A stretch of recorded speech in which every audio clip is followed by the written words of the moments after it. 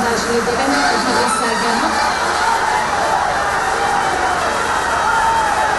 सर्वांचे नेते आदरणीय केंद्रीय मंत्री नितीन गडकरीजी,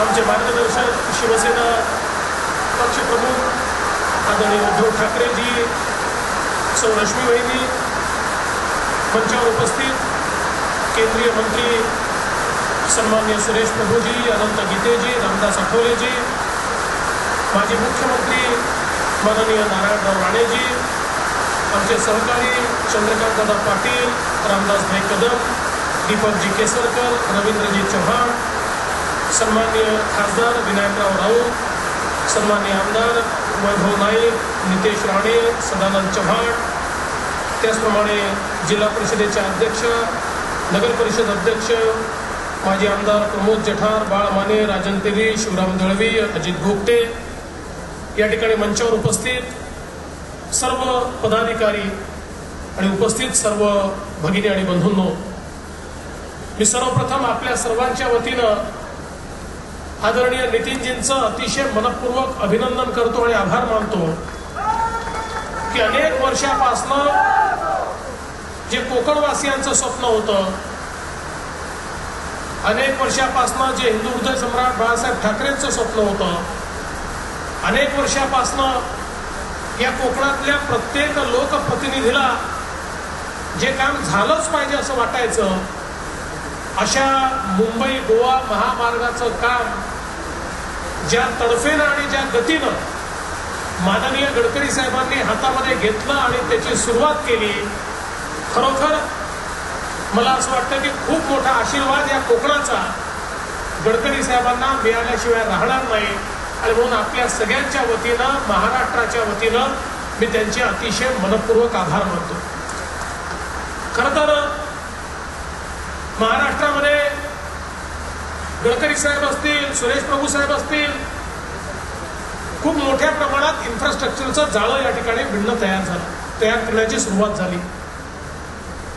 ज्याप्रमाणे आताच उद्धवजींनी सांगितलं की हे केवळ रस्ते नाही आहेत, तर या रस्त्यांच्या आणि रेल्वेच्या माध्यमातून खऱ्या अर्थानं विकास हा पोचत असतो. विकासाचा महामार्ग हा इन्फ्रास्ट्रक्चरच्या माध्यमातूनच येत असतो आणि ज्या ठिकाणी इन्फ्रास्ट्रक्चर तयार होतं त्या ठिकाणीच रोजगाराच्या संधी तयार होतात, त्या ठिकाणीच पर्यटन तयार होतं, त्या ठिकाणीच GDP वाढतो आणि त्याच ठिकाणी समृद्धी येत असते. आणि म्हणून मोठ्या प्रमाणात हे इन्फ्रास्ट्रक्चर झालं पाहिजे. याकरता आज ज्या प्रकारे केंद्रातलं सरकार, राज्यातलं सरकार सातत्याने प्रयत्न करते आणि विशेषतः ज्याचा उल्लेख गडकरी साहेबांनी केला की या महाराष्ट्रात राष्ट्रीय महामार्गांचं जाळं, म्हणजे गेल्या 70 वर्षात महाराष्ट्रातले राष्ट्रीय महामार्ग 6000 किलोमीटरचे आणि गेल्या 2 वर्षामध्ये गडकरी साहेबांनी ज्या राष्ट्रीय महामार्गांना मान्यता दिली ते 15,000 किलोमीटरचे, म्हणजे 2.5 पट राष्ट्रीय महामार्ग तयार करण्याचं काम या महाराष्ट्रामध्ये माननीय गडकरी साहेबांच्या माध्यमातून सुरू झालं. आणि त्या माध्यमातून इतक्या मोठ्या प्रमाणात ही कनेक्टिव्हिटी होतीये, पूर्व पश्चिम उत्तर दक्षिण संपूर्ण महाराष्ट्राला या रस्त्यांच्या जाळ्यांनी अशा प्रकारे आपण तयार करतो की त्यातनं उद्योगाच्या दृष्टीनं, पर्यटनाच्या दृष्टीनं महाराष्ट्र हा निश्चितपणे खूप वेगानं पुढे जाणार आहे. आज आमचा सिंधुदुर्ग जिल्हा पर्यटन जिल्हा म्हणून आपण घोषित केला, पण पर्यटन जिल्हा घोषित केल्यानंतर खूप मोठ्या प्रमाणात इन्फ्रास्ट्रक्चर तयार करण्याची आवश्यकता आहे. आणि आज ते इन्फ्रास्ट्रक्चर तयार करायला सुरुवात झाली. केंद्र सरकारच्या स्वदेश दर्शनमध्ये आम्ही सिंधुदुर्ग जिल्ह्याचा प्रस्ताव पाठवला आणि देशामध्ये सगळ्यात पहिला प्रस्ताव जो काही मंजूर झाला तो देखील सिंधुदुर्ग जिल्ह्याचा झाला. आणि त्यातनं केंद्र सरकारच्या माध्यमातून इथलं पर्यटन सर्किट पूर्ण करण्याकरता केंद्र सरकारचे पैसे, राज्य सरकारचे पैसे या माध्यमातून एक मोठं टुरिझमचं सर्किट हे आपण या सिंधुदुर्ग जिल्ह्यामध्ये या ठिकाणी तयार करतोय. त्याच्या कामाला देखील आपण सुरुवात केलेली आहे.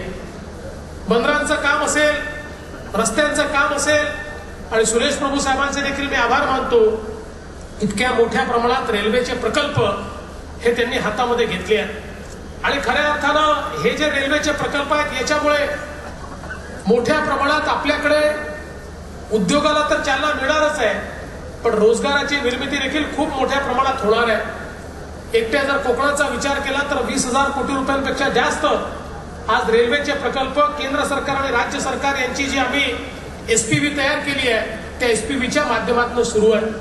जवळजवळ 1 लाख कोटी रुपयाचे प्रकल्प उभ्या महाराष्ट्रामध्ये आम्ही करतो आणि हे याकरता महत्वाचं आहे की पुन्हा एकदा जर आपण गेल्या 60-70 वर्षाचा विचार केला तर गेल्या 60-70 वर्षामध्ये ज्या गतीनं काम झालं त्यापेक्षा 100 पट 200 पट जास्त गतीनं ही सगळी इन्फ्रास्ट्रक्चरची कामं त्या ठिकाणी आपण करतो. आणि म्हणून मी या माध्यमातून आपल्याला विश्वास देऊ इच्छितो, केंद्रातलं सरकार असेल, राज्यातलं सरकार असेल आणि विशेषतः या कोकणाच्या संदर्भात अत्यंत संवेदनशील आम्ही सगळे आहोत. कोकणावर प्रचंड सगळ्यांचं प्रेम आहे आणि निश्चितपणे या सरकारच्या कालावधीमध्ये या कोकणामध्ये विकास झाला पाहिजे, इथे परिवर्तन झालं पाहिजे, इथे मोठ्या प्रमाणात रोजगाराच्या संधी तयार झाल्या पाहिजेत. आज चांदा ते बांदा सारखी आपण स्कीम केसरकरजी या ठिकाणी तयार केली आणि त्या माध्यमातून आमचे सुधीर भाऊ असतील, अक्षरशः छोट्या छोट्या उद्योगाला कशा प्रकारे आपल्याला चालना देता येईल याकरता राज्य सरकारने मोठ्या प्रमाणात त्याच्याकरता देखील निधी उपलब्ध करून दिलाय. आणि मी या निमित्ताने एवढाच विश्वास देऊ इच्छितो की एकीकडे इथलं जे पर्यावरण आहे ते उत्तम राहिलं पाहिजे, इथला निसर्ग त्याचं संवर्धन झालं पाहिजे, पण हे निसर्गाचं संवर्धन करत असताना निसर्गाला मान्य असलेला विकास हा जर आपण करत गेलो तर खऱ्या अर्थानं आपली प्रगती होईल. आणि त्या प्रगती करता खऱ्या अर्थानं आज मला या गोष्टीचा आनंद आहे ज्याचा उल्लेख उद्धवजींनी केला, ज्याचा उल्लेख नारायणराव राणेंनी केला की विकासाच्या मुद्द्यावर सगळी मंडळी जर एकत्रित आली तर कोकणाला कधीच आपण कोणी मागे ठेवू शकणार नाही. आणि जे आपलं स्वप्न आहे आणि खरं आहे की आपण जर गोव्याचा विचार केला आणि आमच्या सिंधुदुर्गचा विचार केला तर आज गोव्यापेक्षा चांगला निसर्ग, गोव्यापेक्षा चांगला समुद्र आमच्या सिंधुदुर्गला, आमच्या रत्नागिरीला आहे. केवळ त्याला तशा प्रकारच्या व्यवस्था उभ्या करून त्याला मार्केट करण्याची आवश्यकता आहे. खरं म्हणजे या ठिकाणी खूप पूर्वी आपण 5 स्टार हॉटेल झालं पाहिजे असाही विचार केला. 5 स्टार हॉटेल अनेक लोकांना असं वाटतं झालं किंवा त्याची घोषणा आपण जर केली तर त्याचा अर्थ असा आहे की बाबा हे काहीतरी फार मोठ्या लोकांचा विचार करतायत. पण पर्यटनाकरता जोपर्यंत 5 स्टार हॉटेल येत नाही तोपर्यंत परदेशी पर्यटक मोठ्या प्रमाणात येत नाही. अनेक वर्षाचा हा भिजत असलेला प्रश्न देखील आपण मार्गी लावला. ताजला जी जमीन द्यायची होती ती जमीन देऊन त्या माध्यमातून 5 स्टार हॉटेल देखील या ठिकाणी आपण तयार करतो. त्यातलं विदेशी पर्यटक या ठिकाणी येतील, विमानतळाचं काम पूर्ण झाल्यामुळे कनेक्टिव्हिटी या ठिकाणी येईल आणि त्या माध्यमातून मोठ्या प्रमाणात विकासाला चालना देण्याचं काम आपण सर्व लोक मिळून करू.